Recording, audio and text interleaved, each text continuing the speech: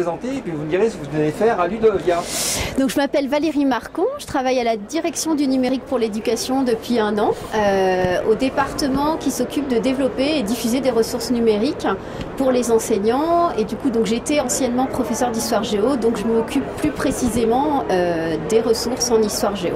Et Olivier? Alors moi je suis professeur d'histoire géo à mi-temps dans un collège à la Défense dans 92 et le reste du temps je suis à la direction du numérique pour l'éducation, mais une sous-direction différente de Valérie puisque je suis au développement des usages et à la valorisation des pratiques. On vous expliquera un petit peu ce que c'est.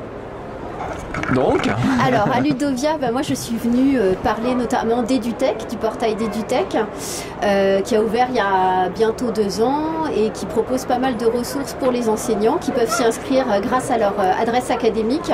Alors c'est un portail très riche pour les enseignants d'histoire géo puisque ils ont accès notamment aux ressources de l'INA entièrement. Ils peuvent télécharger plus de 1500 vidéos. Alors quand tu dis ils ont accès, c'est gratuit? Voilà, c'est gratuit, ils ont des droits d'utilisation. La plupart des ressources sont téléchargeables, donc ils peuvent les utiliser avec leurs élèves, les échanger, les travailler, faire des documents pédagogiques à partir de ces ressources. Ils peuvent le faire de la classe ou de chez eux?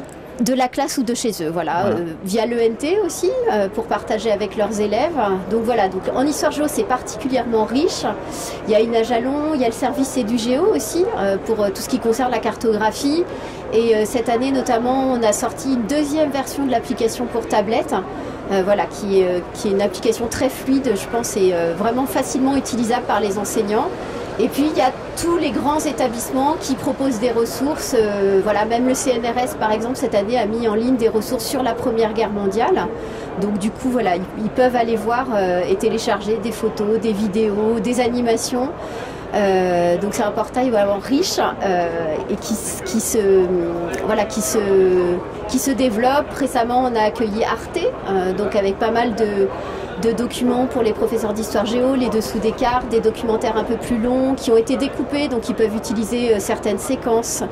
Voilà, et puis là au mois de juin, le dernier partenaire qui est rentré c'est BBC Worldwide Learning, donc pour tous les enseignants qui enseignent en classe européenne ou internationale, il y a pas mal de vidéos qui concernent l'histoire et la géographie notamment.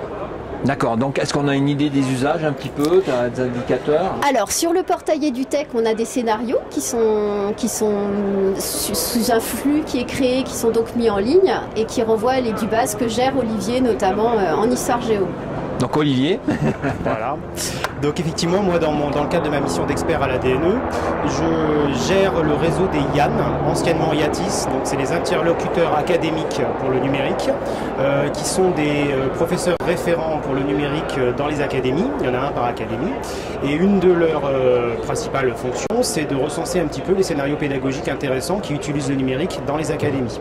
Et ensuite, ils saisissent ces scénarios pédagogiques sur les sites académiques, et nous, on référence ensuite ça dans une EduBase. Ils sont indexés dans une EduBase nationale dans laquelle les collègues peuvent ensuite puiser pour aller chercher des idées de scénarios pédagogiques. Donc ils ont un moteur de recherche où ils peuvent après rentrer le nom soit d'un cours, un type d'outil, par exemple lorsque EduTech est utilisé, ou des logiciels comme EduGéo, et après ils ont accès à ces différents scénarios. Voilà. Et donc là, je reviens sur ma question. Tu as une idée des usages? Il y a combien d'établissements, de profs qui utilisent à peu près? Alors, est-ce que ça, tu as des chiffres, toi, Valérie, sur l'utilisation générale? On a combien? 80 000, presque 80 000 qui sont connectés à EduTech, c'est ça, de comptes? Voilà, à peu près 80 000 comptes qui ont été créés sur EduTech. Nous, sur l'EduBase, on a un peu plus de 1700 scénarios qui sont référencés. Donc, c'est quand même quelque chose, une affaire qui tourne. Donc, c'est classé par filière, par niveau et par thème? Voilà, c'est ça. Voilà, exactement. Bon, bah très bien.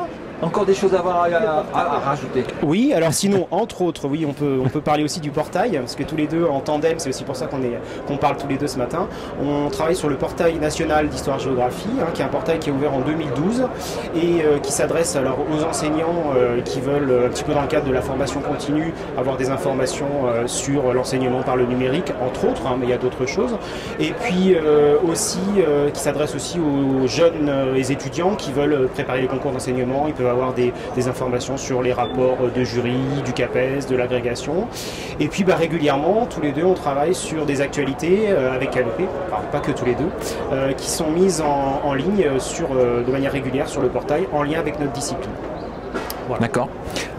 Et c'est notamment sur ce portail que sont mises en valeur notamment tout ce qui concerne la formation. Et puis on a du coup 2 événements qui vont arriver à la rentrée. C'est le Festival international de géographie à Saint-Dié et les rendez-vous de l'histoire de Blois, juste oui.